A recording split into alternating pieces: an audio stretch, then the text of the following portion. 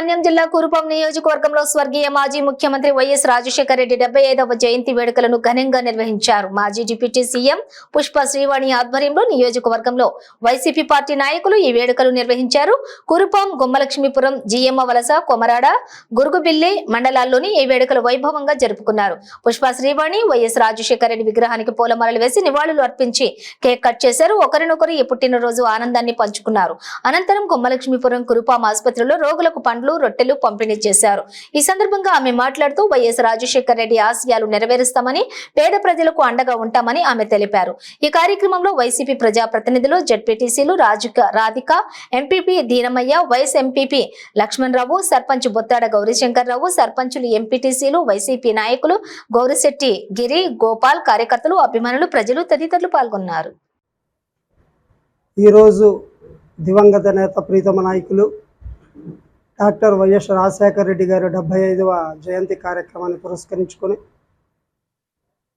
ఈరోజు గుమ్మలక్ష్మీపురంలో వైఎస్ఆర్ కుటుంబ సభ్యులు అంతమంది కూడా పాలాభిషేకం చేస్తూ రోగులకు రొట్టెలు పంపిణీ కార్యక్రమం చేయడం జరిగింది. అయితే ఈరోజు మహానేత పుట్టినరోజు చాలా గొప్ప దినం.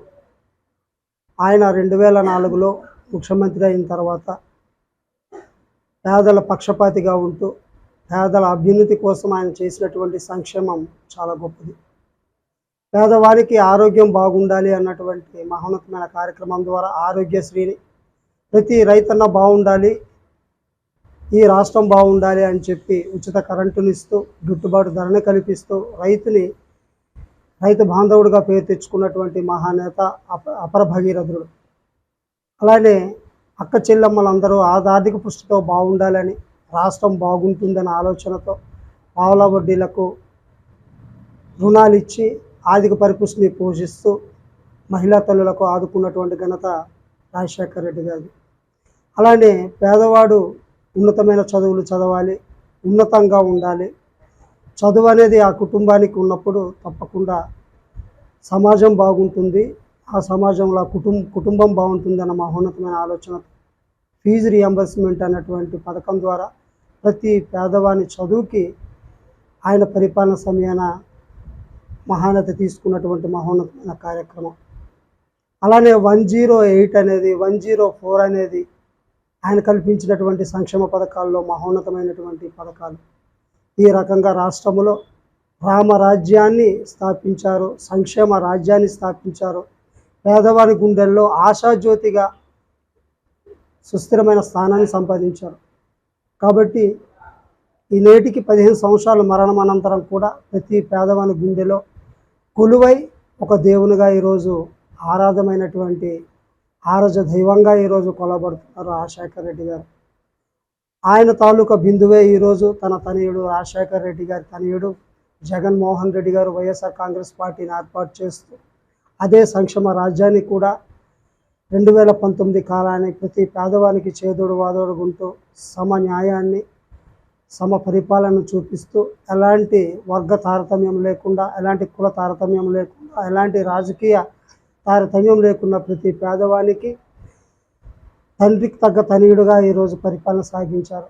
కాబట్టి రాజశేఖర రెడ్డి గారు మహానుభావుడుగా ప్రతి పేదవారి గుండెల్లో ఉంటారని మనస్ఫూర్తిగా కోరుకుంటున్నాం.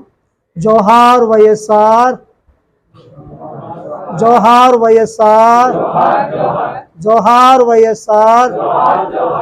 జై హింద్.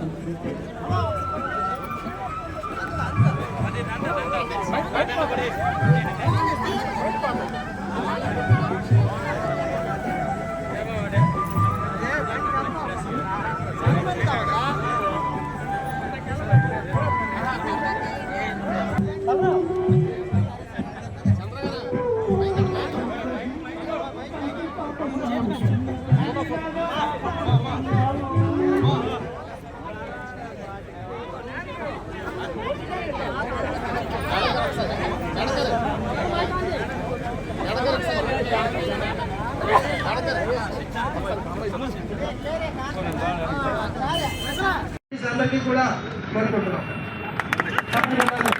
జోహార్ వైఎస్ఆర్, జోహార్ వైఎస్ఆర్, జై జగన్, జై జగన్, జై జగన్, జై జగన్, జై జగన్.